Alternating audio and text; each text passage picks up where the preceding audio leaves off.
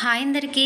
చేగోడీలు చేస్తున్నానండి. పిల్లలు స్కూల్ నుంచి రాగానే ఏదో ఒక స్నాక్స్ అడుగుతూ ఉంటారు. చేగోడీలైతే కొంచెం ఇష్టంగా తింటారు. సేమ్ స్వీట్ షాప్‌లో అయితే ఎలా టేస్ట్ ఉంటుందో అలాగే ఉంటాయన్నమాట. దానికోసం 1 గ్లాస్ మైదా, 1 గ్లాస్ బియ్యపిండి జల్లించుకోవాలి. ఒక ప్యాన్‌లో అదే గ్లాస్‌తో 2 గ్లాసెస్ వాటర్, సరిపోను సాల్ట్, రెడ్ చిల్లీ పౌడర్, పసుపు, వాము, కొంచెం నెయ్యి, నెయ్యికి బదులు ఆయిల్ అయినా పర్లేదు. మసిలాక పిండిని మొత్తం పోసేసుకోవాలి. ఆ పిండి కొంచెం కొంచెం పోసుకుంటూ కలుపుకోవాలన్నమాట.